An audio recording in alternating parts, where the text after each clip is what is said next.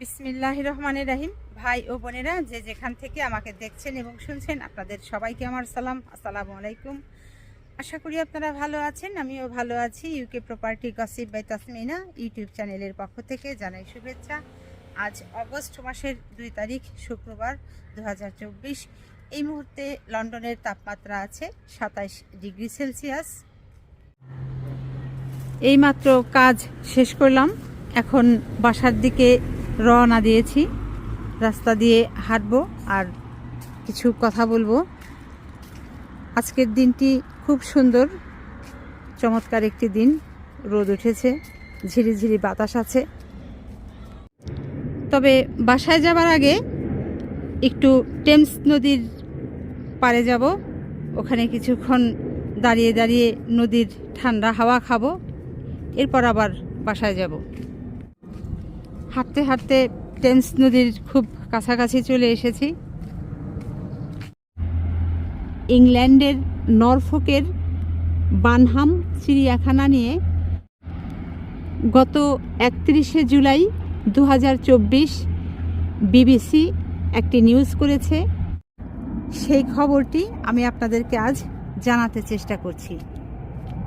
গত মঙ্গলবার যুক্তরাজ্যের তাপমাত্রা অনেক চড়া ছিল, প্রায় 30 ডিগ্রি সেলসিয়াসের ওপরে ছিল।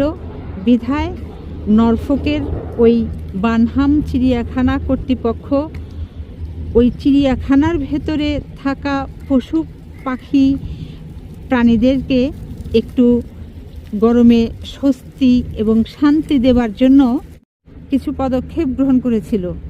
যেমন ওই চিড়িয়াখানাতে রাখা যে ছাগল, ভেড়া এগুলো ছিল, সেগুলোর যে খাবার, গাছের পাতা, ঘাস ইত্যাদি ইত্যাদি, সেগুলো ফ্রিজে রেখে ঠান্ডা করে এরপর ওই ছাগলকে, ভেড়াকে খেতে দেওয়া হয়েছিল। ওই চিড়িয়াখানাতে হাঁস পালনের যে জায়গাটা আছে, যে জলাশয় আছে, সেই জলাশয়ের ভেতরে তারা বরফের চাকাগুলো ছেড়ে দিয়েছিল, যাতে ওই পানিগুলো ঠান্ডা হয়, যাতে করে ওই হাঁসগুলো গরমে কষ্ট না পায়, ঠান্ডা পানিতে স্বস্তি পায়। আরও যেটা করা হয়েছিল, ঘোড়া, গরু ইত্যাদি যেগুলো ওই চিড়িয়াখানাতে আছে, আরও যে প্রাণীগুলো আছে, প্রত্যেকটা প্রাণীর শরীরে ঠান্ডা পানি স্প্রে করে দেওয়া হয়েছিল মেশিনের সাহায্যে। প্রত্যেকটি প্রাণীর খাবারের যে পানি ছিল, সেই পানির মধ্যেও এই বরফ দেওয়া হয়েছিল, ছেড়ে দেওয়া হয়েছিল, যাতে এই প্রাণীগুলো এই গরমের ভেতরে, মাত্রাতিরিক্ত গরমের ভেতরে এই ঠান্ডা পানি খেয়ে যেন একটু স্বস্তি লাভ করতে পারে, সুস্থতা বোধ করতে পারে।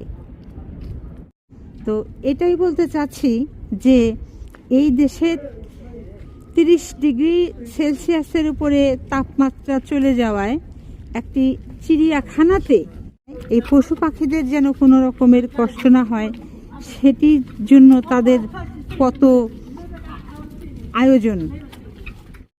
অপরদিকে বাংলাদেশের মেধাবী ছাত্রছাত্রীরা আন্দোলন করছেন এই গরমের ভেতরে।